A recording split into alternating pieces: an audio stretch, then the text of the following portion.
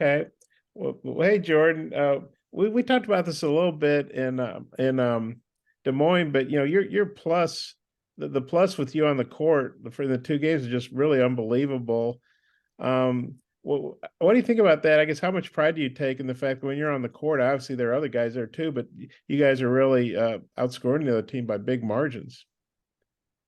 I take a lot of pride in like the small things that help the team win, and I feel like the plus minus is just a reflection of what you do to help the team win. And with me being the guy who's going to dive on the floor for loose balls or guard their best player and get a stop or two, I feel like those things are reflected by that, and that's what's most important to me. Of course, that and winning. So I feel like it's a reflection of kind of like what's most important to me when it comes to competing and winning a game.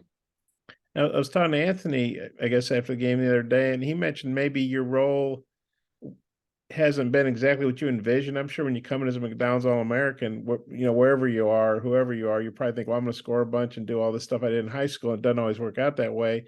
What were you anticipating, and then maybe how have things evolved to where you're being such a valuable player, even though you're not, scoring 20 points a game or whatever? Coming into college, as McDonald's All American, most people think like the way you just said, I want to go out and score 20 points and get 10 assists and 12 rebounds. But that wasn't really my mentality coming in. To me, coming in, it was just, if if I can help us win like at a high level, like in March, and hopefully have us to be the last game that's playing on television to be the championship, then I'll be able to achieve the things that I want to achieve without having to score 20, without having to like come off ball screens the whole game or do stuff like that. But it's just my role has just kind of fell into being that glue guy. We have a lot of older guys who are, better at scoring and better at, reading plays than I am, like Devo and Ricky. They're bred for these type of scenarios. So, it's you could say I have the easy job, just picking up what's left, and that's kind of what I've done, and I've been successful with it so far, and so I'm gonna keep doing whatever it takes to win. And if that's it, that's what I'll do.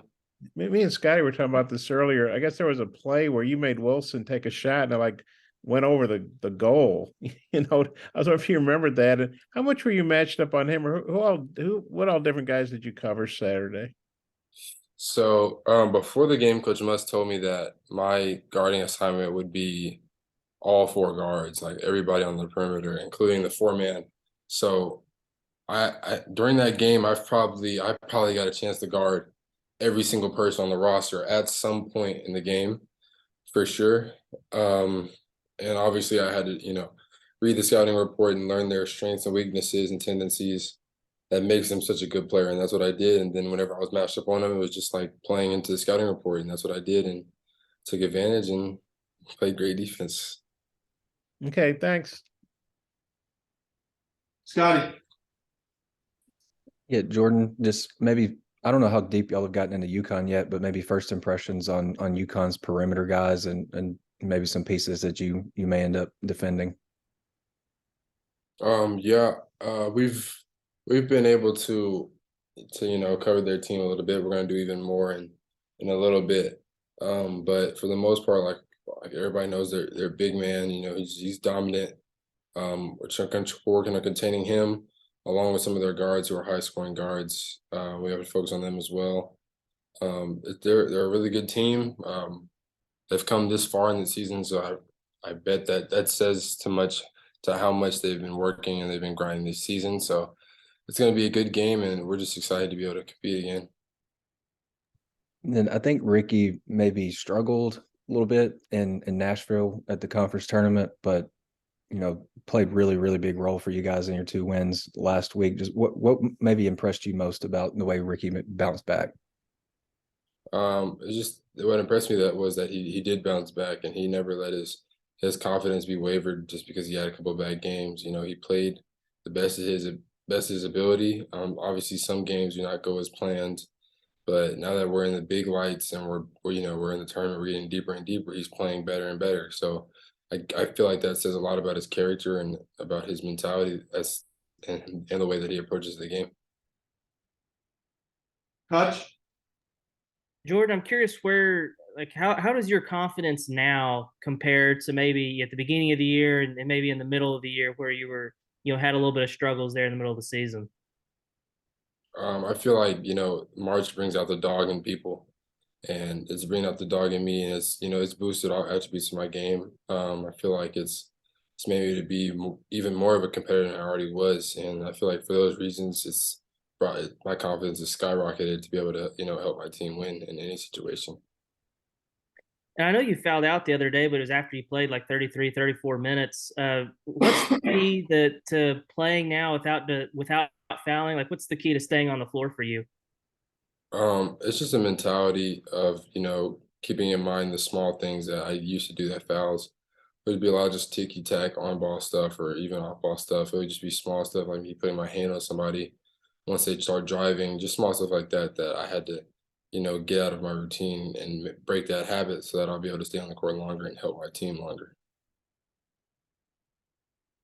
Bob, you got a follow up? Or Yeah, I do, if that's okay. Jordan, I meant to ask you this the other day and I forgot. I'm getting so old, I forget things. But the play where Ricky hit the free throw, then he missed it with like 20 seconds left, and then he credited you with tipping the ball. I think it went off Wilson, then you tipped the ball to him. And of course, that didn't show up in the box score, tipped ball to teammate for crucial free throws or whatever. But what do you remember about that play? And that just, to me, typifies stuff you do that, are winning plays. What's crazy about that play was I wasn't even about to like spin off of him and go that way until I talked to Kamani.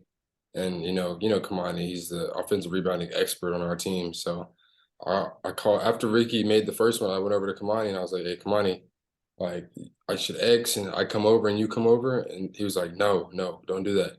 Just spin off of him and the ball will come straight to you." I was like, "Okay, I got you."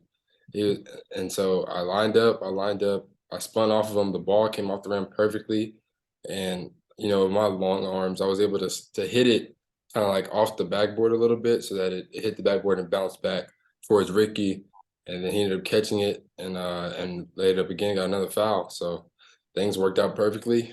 Credit to Kamani Johnson for telling me to spin. And speaking of Kamani and Devo, the older guys, AB sort of said that you all, the younger guys, obviously you guys played key roles in that win, but he said they kind of let the vets take the game over a little bit there, at least offensively. What'd you think about the way the older guys played, and especially Kamani? Here's a guy who doesn't even play against A&M in Nashville. And he starts the 2 tournament games, and I think in 31 minutes he's got 15 boards, like 11 offensive, something crazy like that. What do you think about how the vets carried you all the other day, and then especially how Kamani plays when he didn't even play the last tournament game, just the positive attitude he always seems to have?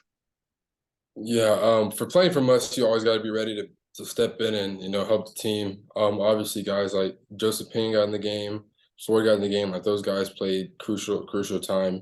At the ending of the game, I feel like they got to stop to just secure that win, and I feel like that says a lot.